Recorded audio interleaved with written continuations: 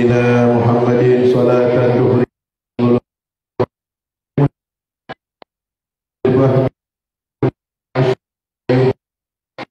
إنك وإنك مبارك على نور المذهب للنسيان بنوره في كل لمحة ونفس عدد ما وسعه علم الله. اللهم صل على سيدنا محمد الفاتح لما أغلق والخاتم لما سبق ناصر الحق بالحق والهادي إلى صراطك المستقيم وعلى آله وصحبه عظيم. يا فتاح يا عليم افتح علينا فتوح العارفين. الله على سيدنا محمد وعلى آله وصحبه وسلم. الحمد لله رب العالمين. نويت التعلم والتعليم والتذكر والتذكير والنفع والانتفاع والإفادة والاستفادة والحث على التمسك بكتاب الله وسنة رسوله والدعوة إلى الهدى دلالة على الخير ابتغاء مرضات الله وقربه وثوابه سبحانه وتعالى. ربي اشرح لي صدري ويسر لي أمري واحلل عقدة من لساني يفقهوا قولي. بسم الله الرحمن الرحيم. الحمد لله رب العالمين. الصلاة والسلام على رب العالمين سيدنا محمد وآله وصحبه أجمعين. أما بعد فقال المصنف والعلماء الذين كتبت أقوالهم في هذا الكتاب المبارك حفظهم الله ورحمهم الله نفعنا بهم بعلومهم وبعلوم مشايخنا وبعلوم العلماء العاملين في الدارين آمين. كتاب الحلال والحرام باب حكاية الصالحين في الوراء. قوله 12 صحيح 12 لما مر والد الإمام أحمد النهر رأى فيه تفاحة فأكلها.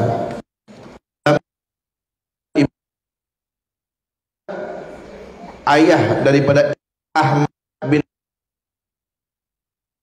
kenal murid Imam Syafi'i. Ayah beliau di Syati'in Nahar pinggir sungai. Ra'a fihi tufaha. Di itu akala nisfah.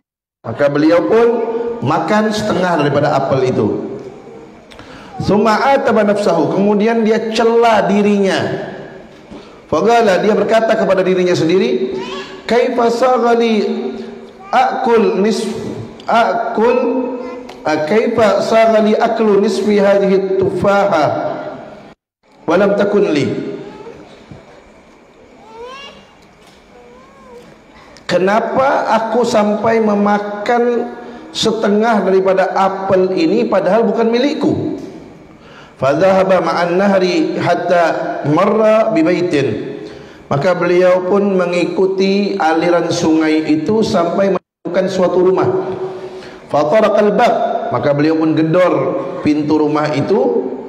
Wa fataha lahu rajulun, maka seorang laki yang punya rumah itu pun pintu.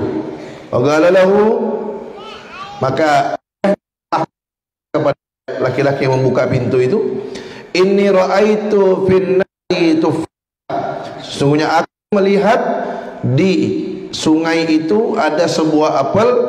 Wa akaltu nisfaha, dan aku makan setengahnya. Wala'allaha sagatat min syajarik, dan mungkin itu apel gugur dari pohon milik kamu. Fasabih, jelaskanlah untuk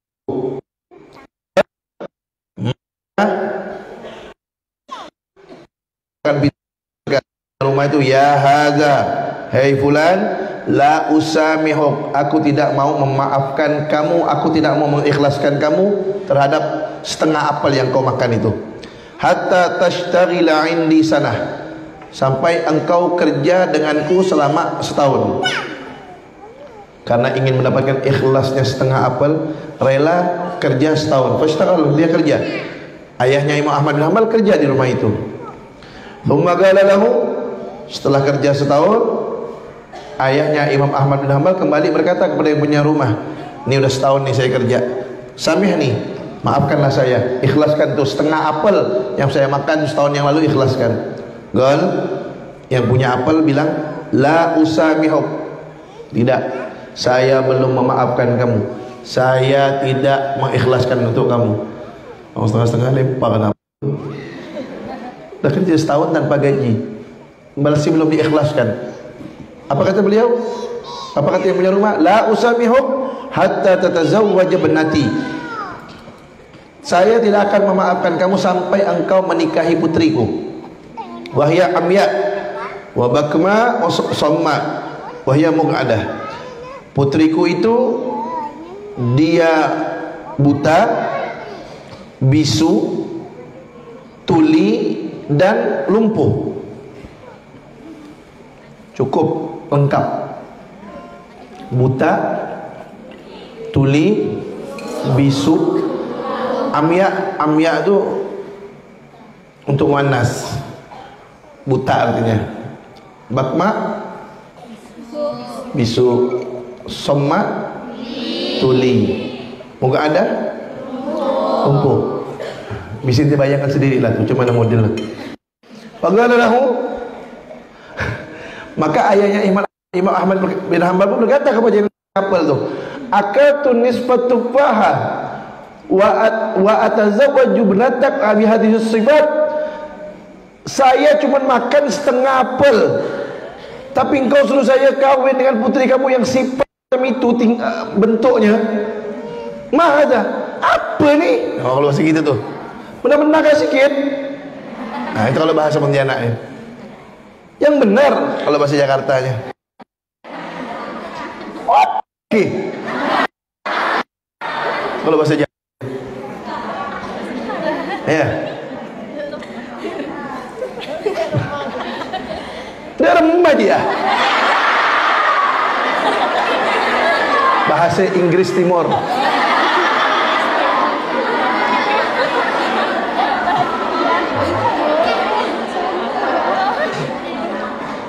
Fagala tufaha, maka yang punya apel pun bilang, la usamihum bi ghairi hadzal syarat.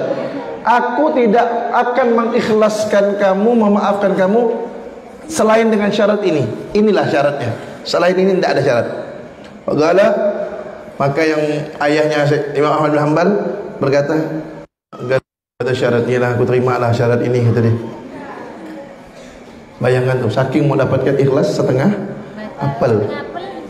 Li'annani, apa kata ayahnya Imam Ahmad bin Hanbal? Li'annani sami'tu Nabiy sallallahu alaihi wasallam yaqul, kullu lahmin nabata min suhtin fan-naru aula bihi.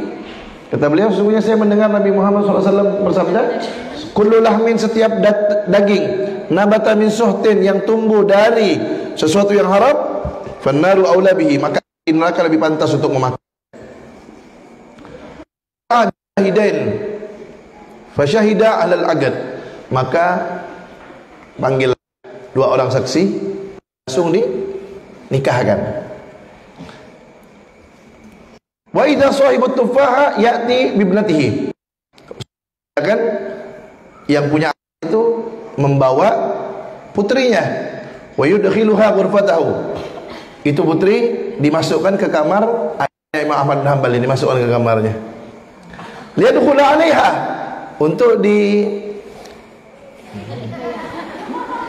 untuk ya suami istri.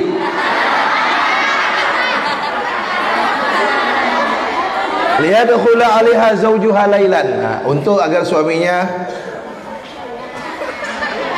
suami istri, ya gitu. Allah. Untuk bersedekah, ya. Bahasa yang halus, untuk bersedekah. Nah, kok bersedekah?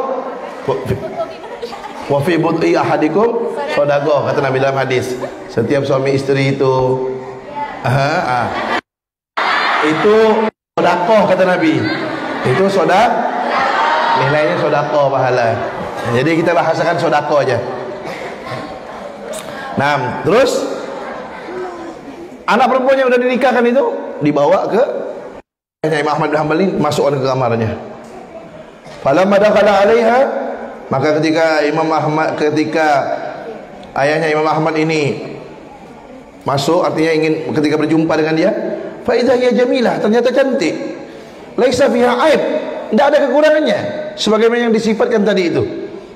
Buta, tuli, bisu.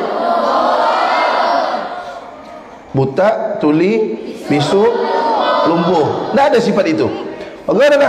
Maka dia pun berkata kepada perempuan itu, kepada istrinya, inna abaki gad akhbarani bi annaki amya bakma somma mugada. Sesungguhnya ayah kamu telah memberitahu kepadaku bahwasanya kamu ini buta, bisu, tuli, lumpuh. Faqalat lahu, maka si perempuan berkata kepada suaminya ini, lagat sadaqa abi, sungguh ayahku benar.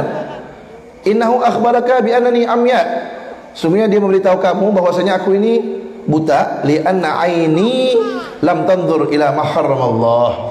Allah, sesungguhnya mataku tidak pernah melihat apa yang diharamkan oleh Allah. Amya anil haram, buta daripada hal-hal yang haram. Samma al-udhunain an kulli ma la yurdillah. Telingaku tuli, betul kata ayahku, karena aku tidak pernah mendengar sesuatu yang tidak diridhoi oleh Allah. Allah.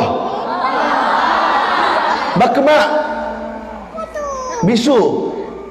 Al-lisan, bakma'ul lisan, li'anna lisani la yataharrak illa bi dzikrillah. Karena sebenarnya lisanku tidak pernah bergerak kecuali untuk zikir kepada Allah. Allah. Mugadah, li'anna gadamai lam tahmilni ala makanin yaghdabullahu ta'ala. Lumpuh kakiku tidak pernah membawaku ke tempat yang dimurkai oleh Allah Subhanahu wa ta'ala. Masya Allah. Berkah apa? Berkah dia ingin makan sesuatu yang halal. Akhirnya yang halal. Ini mana-mana udah bab nikah nih. Berkat ingin mencari makanan yang setahun tanpa gaji gara-gara apel, suruh nikah, rela dengan sifat-sifat wanita yang bisu, yang lumpuh. Akhirnya ternyata dapat istri yang cantik, yang solehah. Kemudian dapatlah anak Imam Ahmad bin Hanbal. Nah, ingat Haul Habib Ali kemarin di Solo. Al Habib Ali bin Muhammad bin Husain Al Habsyi itu punya abah namanya Al Habib Muhammad bin Husain Al Habsyi. Nama ibunya Habib Ali Syarifah Alawiyah Al Jufri. Itu ketika Habib Muhammad mau dinikahkan dengan Syarifah Alawiyah Al Jufri,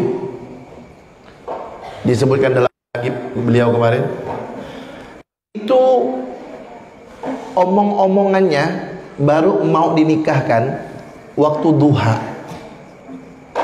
pagi. Diberitahu kepada Syarifah Alawiyah Al Jufri bahwasanya ayahnya berkata kepada Syarifah Alawiyah Al Jufri, kamu mau dinikahkan dengan Al Habib Muhammad bin Husain Al Jufri. Al Jufri itu Muhammad bin Husain Al Habsyi. Nih, lihat orang wanita solehah. Wanita solehah ditawar kepada anaknya Syarifah Alawiyah. Kata ayahnya, kamu mau dinikah dengan Habib Muhammad bin Husain Al Habsyi. Syarifah Alawiyah ini tak kenal sama abahnya Habib Ali ini, tak kenal. Akhirnya dirundingkanlah, dimusyawarahkan, kapan nikahnya? Malam ini. Tuh, langsung malam ini. Anak solehah, gimana? Terserah abah. Langsung nikah. Kenapa? Karena sebelumnya Habib Muhammad bin Husain Al Habsyi ini, abahnya Habib Ali Habsyi ini, orang yang gemar berdakwah, suka berdakwah. Beliau ini ngajar, ceramah, dai, ustad. Cari istri yang mendukung dia untuk berdakwah. Akhirnya bukanlah kepada Syarifah Alawiyah Al Jufri. Karena beliau melihat ini Syarifah Alawiyah Al Jufri cocok dengan keadaan beliau yang suka berdakwah. Ini istri mendukung, perempuan ini mendukung. Akhirnya Habib Muhammad bin Husain Al-Habsyi setuju. Kemudian Syarifah Alawiyah ditanya sama abahnya, tidak kenal loh, tidak pernah lihat lagi. Setuju. Pagi ditanya, malam nikah. Langsung nikah. Habis nikah, tidak lama dibawa langsung pergi berdakwah. Langsung pergi. Pelajaran apa yang bisa diambil? Banyak. Di antaranya, bagaimana taatnya dia kepada orang tua. Itu yang pertama. Tidak ada dia bilang, bah belum kenal. Bah kok cepat. Nikah ini masalah cinta, bah. Ada beliau ngomong gitu? Nah, pelajaran. Orang tua jodoh kan? Kata orang tua bagus nih, soleh, terima. Nikah langsung malam ini. Orang tua, bismillah, terima. Terus apa pelajaran yang bisa diambil? Tidak mempermasalahkan masalah pesta. Ada pesta? Ada. Sebagian perempuan, cepat benar kak malam ini. Kita belum nyewa pelaminan nih. Terus tanya lo, sibuk? Padat aja jadwalnya? Tidak ada. Pelaminan tukang rias wala A wala B. Tidak ada. Nanti ini nanti henanya di mana? Penyanyinya siapa? Ada? Dapat Al-Imamul Qutub Habib Ali bin Muhammad bin Husain anaknya. Nikahnya gimana? Pagi kenal, pagi diajak nikah, pagi diomongkan, malam nikah. Wala pesta, wala tukang rias, wala pelaminan, ya,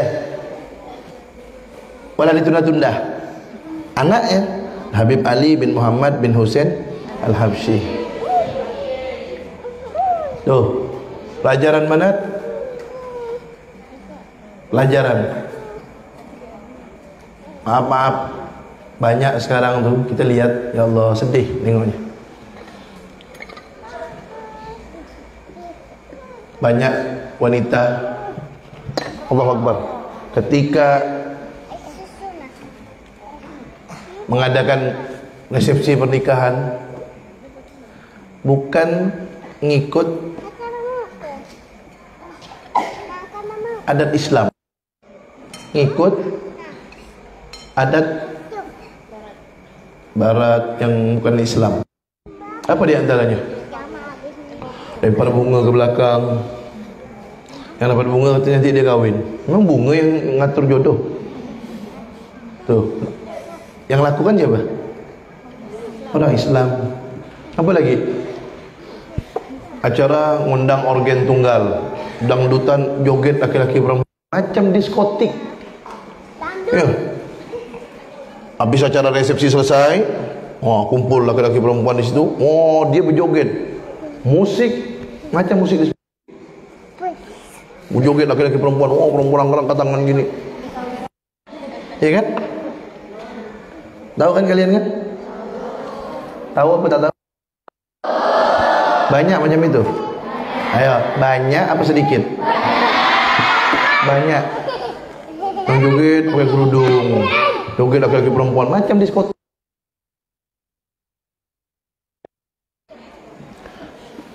Kira-kira macam itu tuh nyenangkan Sayyidah Fatimah ada tuh?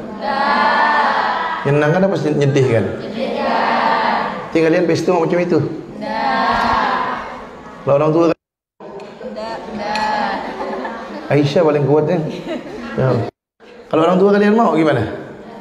Omongkan baik-baik. Omongkan, Mi, Abah, kami ini mau nikah, mau cari berkah, mau cari ridho Allah, mau nyenangkan Nabi, mau nyenangkan Sayyidah Fatimah. Nah kalau begini berjoget-joget laki-laki perempuan apa? Bagaimana Sayyidah Fatimah mau senang? Sayang jangan habiskan duit banyak-banyak, ya kan? Badan capek, duit banyak habis tapi Yang didapat bukan cinta, tapi murka dari Allah dan tidak menyenangkan Rasulullah dan Sayyidah Fatimah. Gitu. Kita kan nikah mau cari nikahnya Abah Habib Ali sama Uminya itu berkah tuh. Bukan berkah lagi. Ada pesta? Tidak ada. Ada wala malam henna, wala hadza, tidak ada. Tapi penuh dengan berkah sehingga mendapatkan anak seperti itu. Begitu tuh. Ya. Emang kalau tak ada pesta tak sah kan nikahnya? Harus ke pesta? Tidak harus. Ya kalau ada rezeki pesta boleh. Nah, tapi jangan yang mengundang murka Allah. Kadang-kadang lucu ya.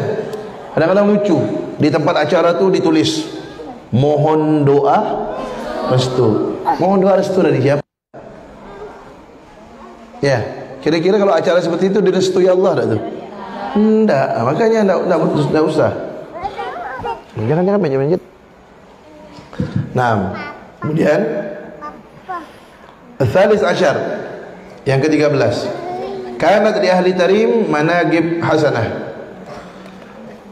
Orang-orang Tarim itu punya riwayat hidup yang baik.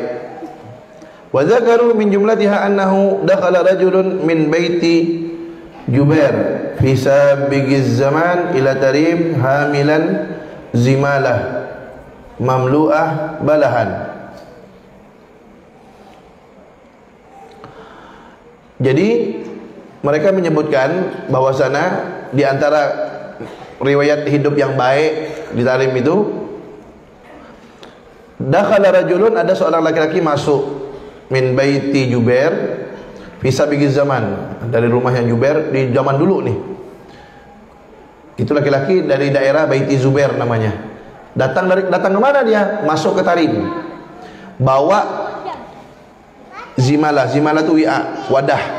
Membawa wadah yang penuh isinya. Wa arada bai'ahu, dan dia ingin menjual itu. Yang dia bawa itu mau dijual.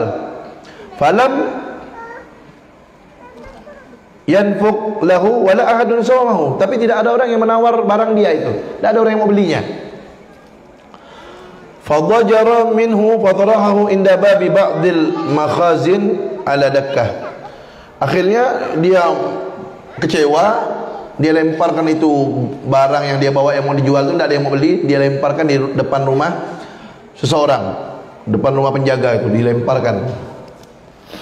Kemudian wara'ahu sahibud dukkan, maka yang punya toko pun melihat dia melemparkan barang itu. Falamman sarafa, ketika orang itu pergi, akhazahu, yang punya toko ngambil barang itu, wa ba'ahu, dijual sama dia.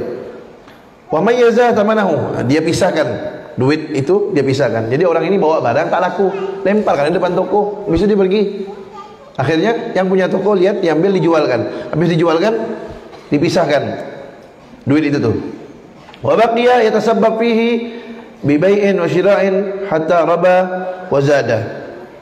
Kemudian orang itu diputarkan untungnya tadi itu, barang orang yang tidak laku itu dijualkan sama yang punya toko, diputarkan terus, raba wa zada, terus berkembang hartanya, terus banyak untungnya. Wa ba'da iddati sinin, setelah beberapa tahun, ja'a dzalika rajul sahibul zimalah, itu orang yang dulu membuang barang dagangan yang tidak laku itu datang inda sahibil makhzan, ke yang punya toko itu. Wa ja'ala yatahaddas ma'ahu, dia pun ngomong. Wa qala, dia berkata, kuntu ataitu sanah minas sinin ila hadzal maudhi. Dulu berapa tahun yang lalu saya pernah datang ke tempat ini. Bizimalah fiha balah, dengan wadah di dalamnya ada barang dagangan. Wa ramaitu biha huna, aku lemparkan barang itu ke depan toko ini. Fa qala lahu, maka yang punya toko bilang, anta sahibuha, kamu ke yang punya barang dulu tuh. Qala ana amiyah, itu punya saya tuh barang dulu. Udkhulil makhzan, masuk ke tempat duit, masuk. Khudh hadzal mal fa innahu haqquk, ambil nih harta, ini semua punya kamu. Wa hakalahu bima fa'ala biha, dan yang punya toko itu pun menceritakan apa yang dia lakukan dengan hartanya. Jadi dia cerita, itu dulu yang kamu buang tuh saya ambil, dia jual, untungnya saya putarkan lagi. Inilah hasilnya sekarang. Fa akhazahu wa sarafa. Diambil hartanya, pergi dia pulang. Yang dulu barangnya tidak laku, dia buang. Orang punya tokonya jujur, diambil, dijual, laku, diputarkan lagi sampai datang orangnya, dikembalikan semua sama untung-untungnya. Susah kan cari orang macam itu ya. Itu ditarim, terjadi macam itu. Jadi dia tahu ini bukan punya dia. Padahal kalau dia tidak mau ngambil, itu kan orang yang lempar depan tokonya, tidak mau ngambil, dia biarkan. Boleh tak tuh? Boleh tak? Boleh. Lempar depan rumah dia biarkan. Dia tidak mau ngambil. Kan bukan punya dia. Boleh kan? Boleh. Atau diambil, dia simpan sampai orang itu datang, dibalikkan. Atau begitu. Tapi ini tidak. Udah dia ambil, bukan dia simpan, dia putarkan sampai untung banyak dan tidak mau digunakan tuh. Kenapa? Karena dia tahu itu bukan punya dia. Niat dia cuma apa? Nolong orang. Orang tersebut dapat untung yang banyak. Ya Allah, mulianya hatinya orang itu ya. Bayangkan udah dijualkan, disimpan, tidak diambil spesial pun. Orangnya datang, dibalikkan semuanya, bukan barangnya, tapi harga barang dan untung yang setelah bertahun-tahun diputarkan, dibalikkan sama orang itu. Ya, nah, kan dengar cerita seperti ini kan, motivasi untuk kita kan, agar kita nolong orang, agar punya sifat amanah, ya kan? Nyejuk-nyejukkan hati ini dengar cerita macam gini nih, bikin adem hati kita. Nah, InsyaAllah ini juga termasuk yang baca, yang dengar semuanya termasuk mempunyai sifat seperti ini, InsyaAllah. Nah, itulah dengar cerita orang-orang soleh gini nih, ya, nyejukkan hati, terus memberi semangat untuk kita, terus menasihati kita bahwasanya kita ini jauh dengan mereka, ya, perbuatan kita dibandingkan mereka jauh sekali. Mereka sampai seperti itu tuh nolong orang.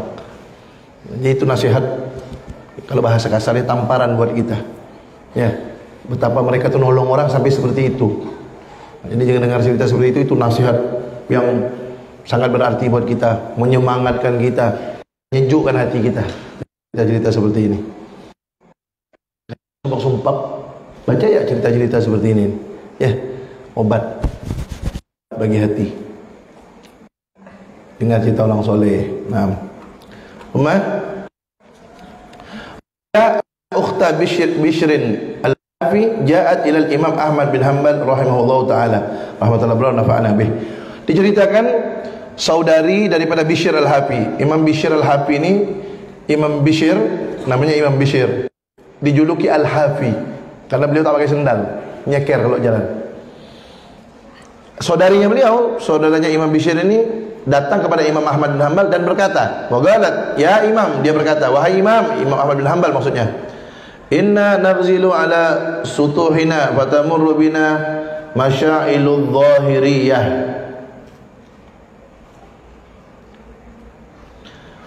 Kami lagi buntal-buntal tali, ngikat-ngikat tali di loteng, di atas loteng.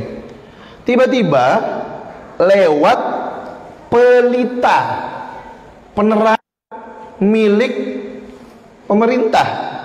Wa yaga'u alaina, sinarnya itu kena kepada kami ketika kami lagi membuntal-buntal tali di atas loteng.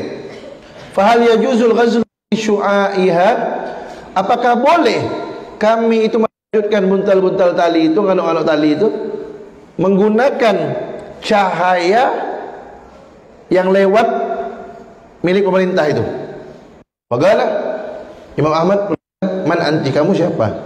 Afakillah, semoga Allah menyelamatkan kamu, semoga Allah memberikan kamu afiah. Galat, dia berkata, ana ukhtu Bishr ibn al-Harith, saya saudarinya Bishr ibn al-Harith, Bishr ibn al-Harith al-Hafi. Fabakal Imam Ahmad, Imam Ahmad nangis rahimahullah. Wagal, dan beliau berkata, min baitikum yakhrujul wara, Dari rumah kalian keluar sifat wara. La taghzili fi syu'aiha. Jangan kamu melanjutkan itu buntal tadi dengan cahaya pemerintah. Sampai segitunya waroknya. Yang juga pernah diceritakan begini. Al-Imam Umar bin Abdul Aziz, Khalifah Umar bin Abdul Aziz, zaman siapa? Yang pada pekan yang lalu saya ceritakan, Umar bin Abdul Aziz yang khalifah yang adil itu, zaman siapa? Zaman tabi'in. Beliau adalah orang yang pertama menyuruh mengumpulkan apa? Beliau itu orang kaya sebelumnya, mewah. Setelah jadi khalifah, sangat sederhana hidupnya. Karena duit, jangankan duit negara, duit beliau aja beliau korbankan untuk memakmurkan rakyat. Nah, beliau pada suatu hari ini, beliau kan khalifah, pejabat. Jadi ketika beliau kerja, beliau menggunakan pelita yang minyaknya untuk menghidupkan pelita itu dari uang rakyat pemerintahan. Boleh tak? Boleh, karena beliau lagi bekerja untuk rakyat, boleh. Tiba-tiba beliau Ali gitu ya. Jadi Sayyidina Umar bin Abdul Aziz atau Sayyidina Ali waktu jadi khalifah, ketika beliau bekerja, beliau menggunakan pelita yang minyaknya dari uang pemerintahan karena beliau bekerja untuk rakyat. Tapi ketika datang tamu, beliau matikan itu pelitanya. Beliau tanya tamunya, kamu datang ke sini urusan pribadi atau urusan untuk mensejahterakan rakyat? Kalau kamu urusan pribadi, ini pelita saya matikan nih, karena tidak boleh saya pakai. Tapi kalau kamu datang untuk kemaslahatan rakyat, saya nyalakan nih pelitanya. Tuh, saking waroknya, tidak mau menggunakan milik rakyat untuk kepentingan pribadi. Jadi untuk rakyat semuanya digunakan, milik rakyat semuanya digunakan untuk kemaslahatan rakyat. Itu pemimpin seperti dulu, pemimpin dulu seperti itu. Nah, ya mudah-mudahan anda dapat pemimpin yang adil ya, pemimpin yang adil yang mensejahterakan rakyatnya. Al-Khamis Asyar yang ke-15, hukiya annahu ja'a khayyat ila Sufyan Ats-Tsauri. Diceritakan bahwasanya ada tukang jahit datang ke Al-Imam Sufyan Ats-Tsauri. Bagal, tukang jahit itu berkata, "Inni akhitu thiyabas sultan." Sesungguhnya saya menjahit pakaiannya pemimpin. Afatarani min a'wanidh dhalamah? Apa pendapat kamu? Afatarani min a'wanidh dhalamah? Apa pendapat kamu? Apakah saya ini termasuk orang-orang yang mendukung orang-orang yang zalim? Dhalamah jamak dari zalim ya. Zalimun zalimani, zalimuna dhullamun dhalamah. Ya. Apakah saya ini termasuk orang yang mendukung orang-orang yang zalim? Maka Sufyan berkata, bal anta minadh dhalamah anfusihim. Bahkan engkau termasuk orang yang menzalimi diri mereka. Lakin a'wanudh dhalamah man yabi'u minkal ibrah wal khuyut. Dan akan tapi yang juga termasuk membantu orang zalim, orang yang menjual kepada kamu jarum dan benang jahitnya. Jadi ada, ini ceritanya nih Imam, di saat itu ada pemimpin yang zalim. Dia nanya tuh, tukang jahit zaman dulu warok,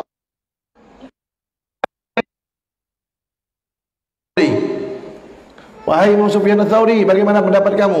Saya ini menjahit pakaian tuh pejabat. Apakah saya termasuk menolong orang yang zalim? Karena pejabat itu zalim. Apakah saya termasuk orang yang mendukung orang yang zalim? Kata Imam Sufyan Ats-Tsauri, Bahkan kamu ini adalah termasuk membolimi diri mereka.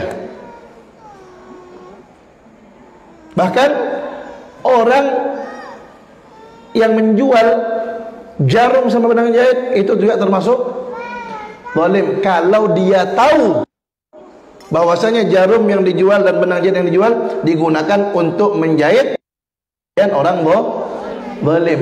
Jadi semuanya kena. Kecuali kalau yang menjual jarum sama yang menjual benang jahitnya tidak tahu dia. Beli dong sama benang jahit. Dia langsung jual. Dia tidak tahu itu digunakan untuk menjahit pakaian orang zalim, tidak tahu.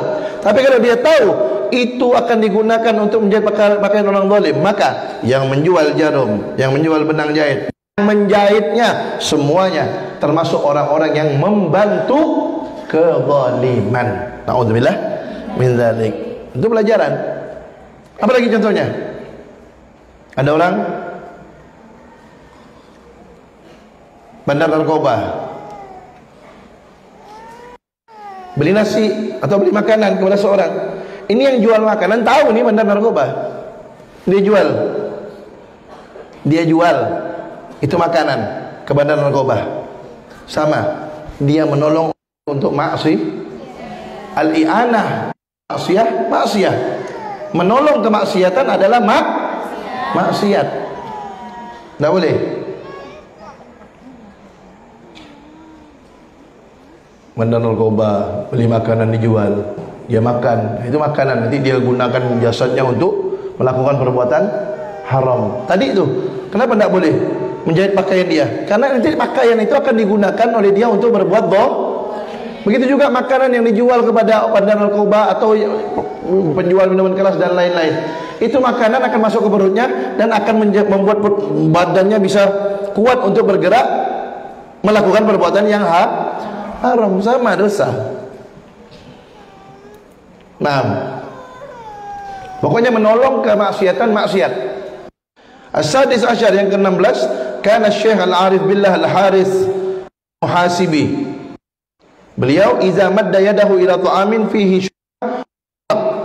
Ini beliau Syekh Al-Arif Billah Al-Haris Al-Muhasibi, iza madda yadahu ila ta'amin fihi syubhah. Kalau beliau mengulurkan tangannya untuk mengambil makanan dan makanan itu syubhah, yataharrak, bergerak tangannya, fi usbuhi, apa namanya, jari-jarinya bergerak. Apa yang bergerak? Irqun, urat-urat yang di jarinya itu bergerak. Fayamtani min tanawulihi, maka dia pun tidak mau makan. Jadi beliau tuh tahu kalau makan itu ada syubhat, apalagi haram. Syubhat saja jari langsung bergerak, itu tanda itu makanan syubhat.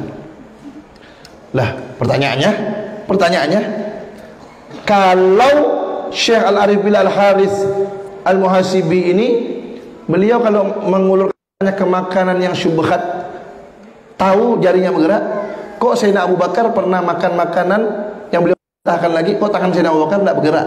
Apakah lebih hebat dia daripada Sayyidina Abu Bakar? Nah, kata ulama, dibahas sama ulama tuh tentang cerita ini. Sayyidina Abu Bakar makan, setelah dikasih tahu itu makanan tidak halal, dimuntahkan lagi. Sama Sayyidina Abu Bakar kan, udah pernah saya ceritakan kan, dimuntahkan sampai kalau tidak keluar sama nyawanya dikeluarkan. Kok Sayyidina Abu Bakar tidak tahu kalau itu makanan haram? Kok ini tahu? Padahal ini bukan sahabat, ini wali Allah. Sayyidina Abu Bakar, sahabat paling rendah sekali derajatnya, itu lebih tinggi daripada wali kutub. Tinggi-tingginya wali kutub kalah derajatnya dengan serendah-rendahnya para sahabat Nabi kedudukannya. Kenapa? Karena para sahabat Nabi melihat langsung Nabi masih hidup. Setinggi-tingginya wali kutub tak pernah melihat Nabi ketika Nabi masih hidup. Lah, apalagi itu sahabat yang paling rendah mengalahkan wali yang paling tinggi.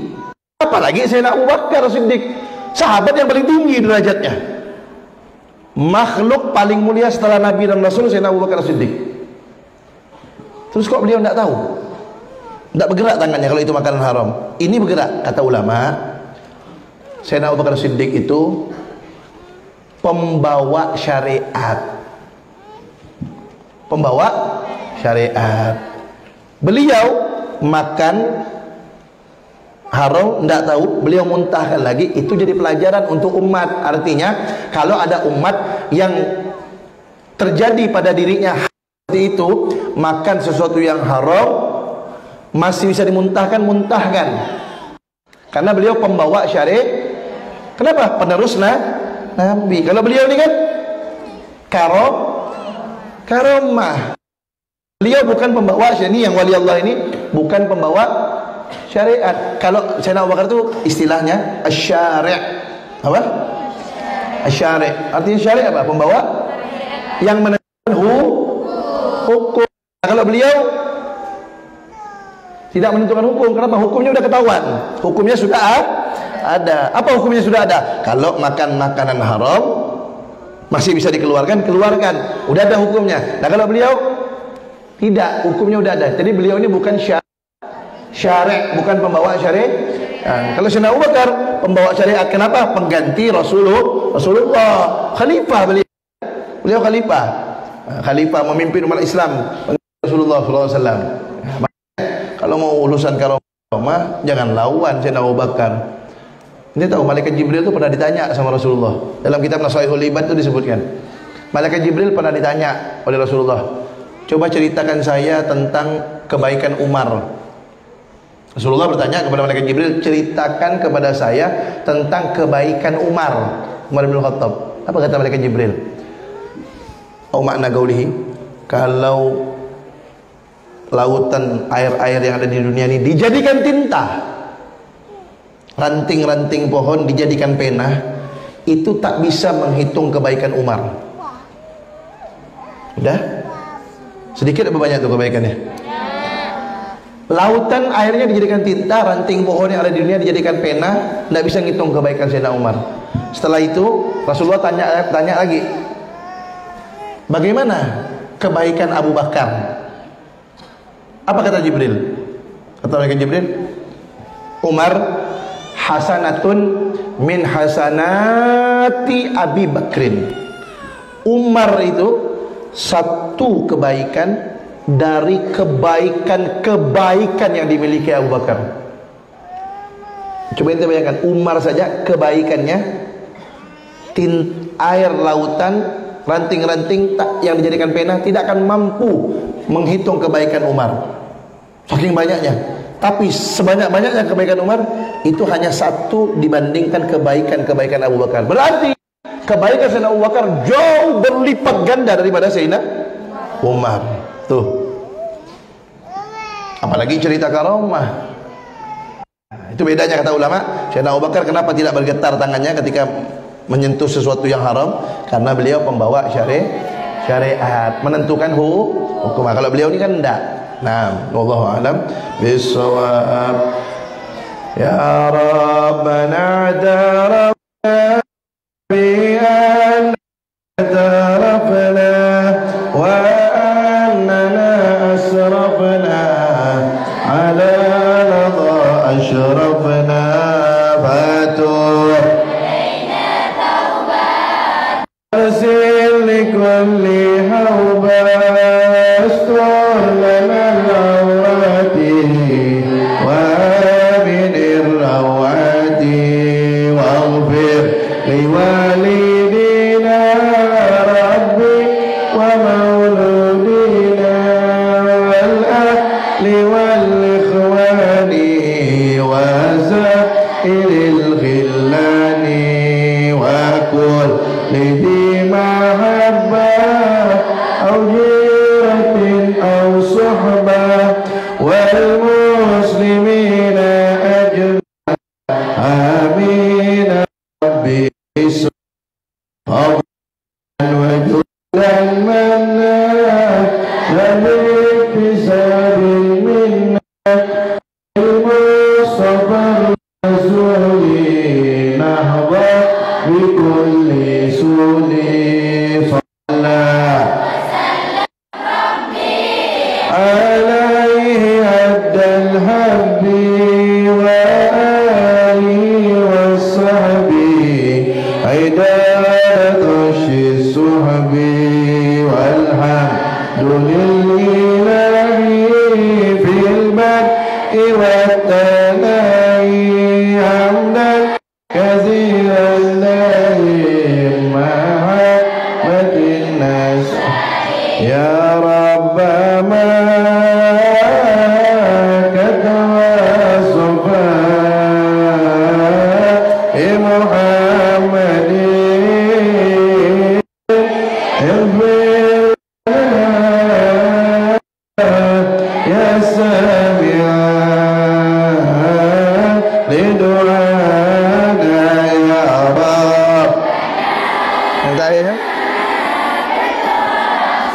Allah. Mafi mikrofon asani, mafi. Mikrofon. Mungkin.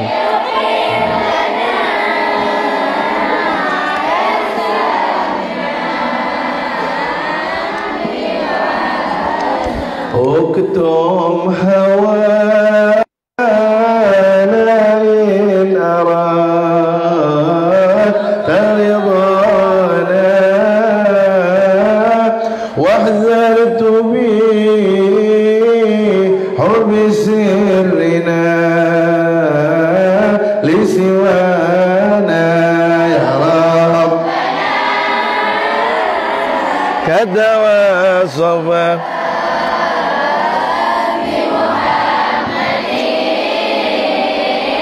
اغفر لنا يا سامع أو ما علمت بأننا أهل الوفاء محبنا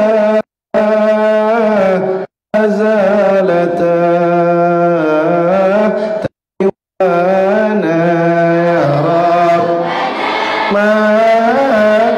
Rabbana ya Rabb Makkah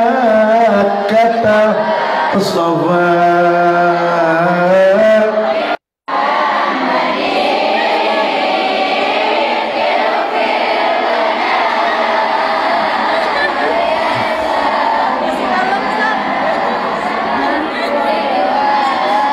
awam nahnul kiram faman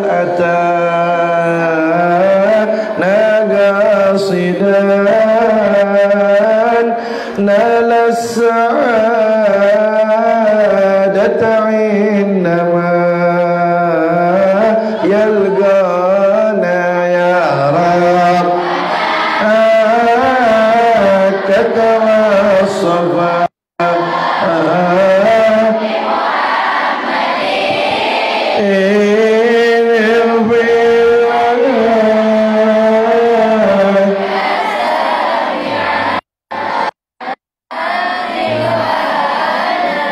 ini qasidah siapa nih? Syekh Abu Bakar bin Salim. Syekh Abu Bakar bin Salim. Apa kata beliau dalam qasidahnya tadi? Awama alimta. Apakah kamu tidak tahu bi annana bahwasanya kami ini ahlul wafa, orang yang pandai balas jasa, wa muhibbuna, dan orang yang cinta kepada kami, mazala tahta liwana, senantiasa berada di bawah bendera kami, artinya bawah naungan kami. Tenang-tenang ya kata beliau. Kemudian apa kata beliau?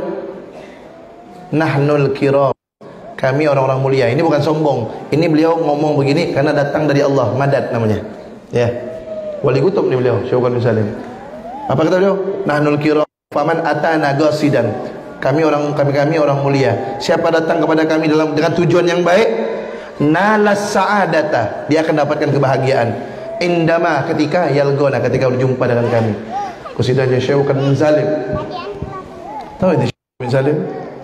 Itu beliau tiap malam mujahadahnya mengisi masjid-masjid yang ada di Tarim, kamar mandinya dipenuhkan air sebanyak 300 masjid tiap malam.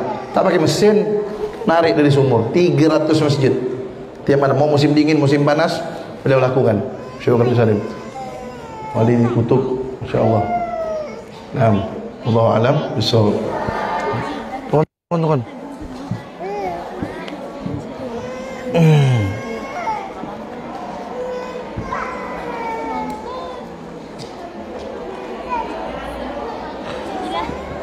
Ustaz, kenapa laki-laki tak boleh memakai bahan sutra? Allah ada alasannya kenapa tak tahu Ustaz. Yang jelas haram, memang tak boleh. Kecuali laki-laki boleh pakai sutra itu kecuali kalau untuk mengobati gatal-gatal boleh, atau digunakan untuk perang melawan orang kafir yang jahat boleh. Kalau selain itu tak boleh.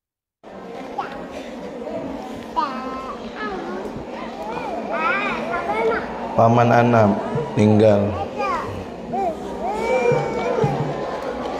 Mau bacakan Tibbil Qulub.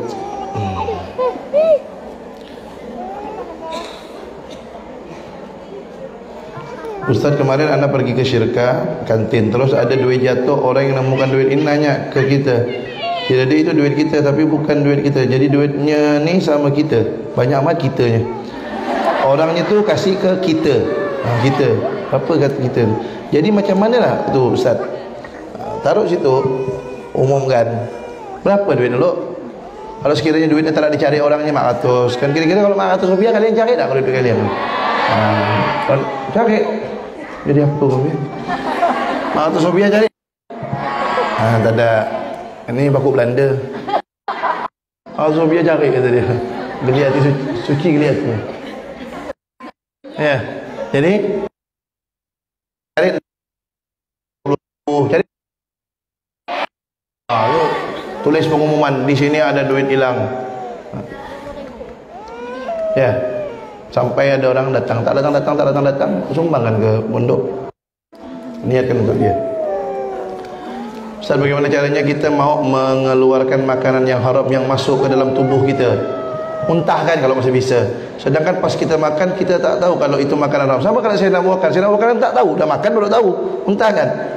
Dan setelah sekian lama kita tahu makan itu haram. Kalau udah lama, udah jadi darah daging, taubat kepada Allah. Syaratnya taubat ada berapa? 1, menyesali. 2, meninggalkannya. 3, bertekad untuk tidak mengulanginya. Itu taubat. Tapi kaitan tambah 1 lagi, ikhlas minta ridhonya. Ustaz, kedua orang tua anak ni sering kelahi. Allah yarzuqhu masakinah wa mawaddah rahmah. Jadi kita ni bingung macam manalah biar kedua orang tua ni tak ada kelahi terus. Doa lah, doa nasihat. Tugas anak cuma 2. Nasihatkan, doakan. Nasihat pelan-pelan. Oh mak, pak, tak enak rasanya keluarga kita ni begini model ni kelahi terus. Kita ni pengen tenang, nasihatkan baik-baik. Habis itu doa kan. Hanya itu. Marah kan tak boleh.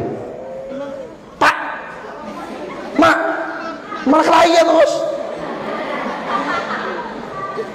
Itu ente dah berdosa sama orang tua. Ya? Kalau sama orang tua tak usah bentak. Cukup nasihatkan baik-baik dan doakan. Itu je tugasnya anak. Kalau tu bentak jangan. Yang ada bentak tu yang dia jadi durhaka sama orang tua.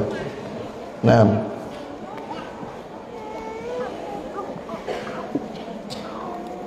Makanya berbahagia yang punya orang tua, yang tak kelahi, bersyukur walaupun duit tak ada, tapi orang tua akur. Kita tak punya orang tua, kirim doa, kan masih bisa kan berbakti sama orang tua yang sudah meninggal. 5 kata Nabi. As-salatu alaihima, doakan.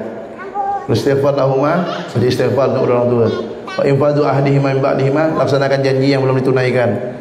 Wasilaturrahim allati la tusall illa bihima, menyambung tali silaturahmi. Keduanya. Yang ketiga, yang kelima, ikram wa ikramu sadiqihima, memuliakan teman-temannya orang tua. Orang tua dah meninggal, 5 itu lakukan untuk berbakti kepada orang tua.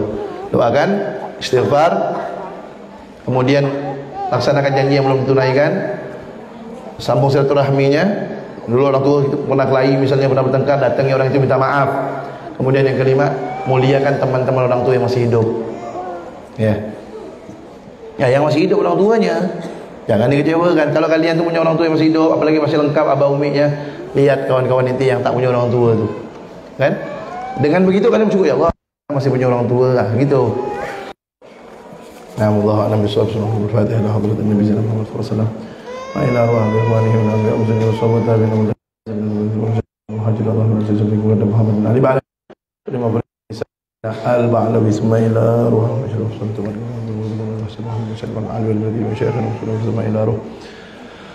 إلى روح الحبيب صالح بن المصطفى صلى الله عليه وسلم ثم إلى روح الشريف راضي بن عبد الرحمن البيتي ثم إلى روح ذكرنا وتكنا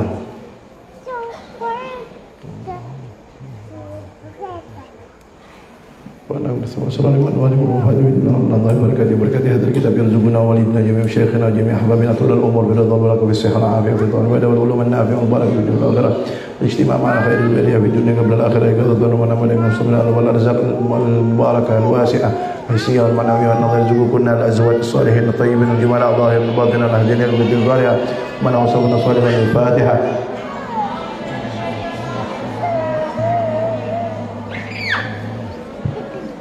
Dia tahu tak, Ustaz semalam ni masih di Solo, tidur jam 1:30 semalam. Kali tiket mau balik tadi, sampai 1:30 tidur. Sebelum jam 2 bangun, siap jam 2 jalan pergi maulid. Tadi subuh maulid di Solo, semalam hall, tadi subuh maulid. Kalau subuh langsung maulid. Habis itu langsung selesai langsung ke bandara. Dalam pesawat tidur sebentar. Naik 2 kali di pesawat Solo Jakarta Pontianak 2 kali. Transit sampai sini tadi tu rumah sebentar baca burdah langsung sini. Ni ustaz ni separuh nyawa ni masih melayang-layang, tapi dengan begini senang, apalagi baca badan tapi hati baca burdah tenang dan baca lagi cerita orang soleh. Badan capek nyawa ustaz ni separuh masih melayang, ngantuk mata capek, tapi dengan gini ni baca burda sejuk hati, dan baca cerita gini hati tenang. Kalau ketemu dengan wanita solehah ni, waduh. Ya, bismillahirrahmanirrahim. Subhanakallah wa bihamdika, la ilaha illa anta, astaghfiruka wa atubu ilaik. Assalamualaikum warahmatullahi wabarakatuh. Sallina ala nabi.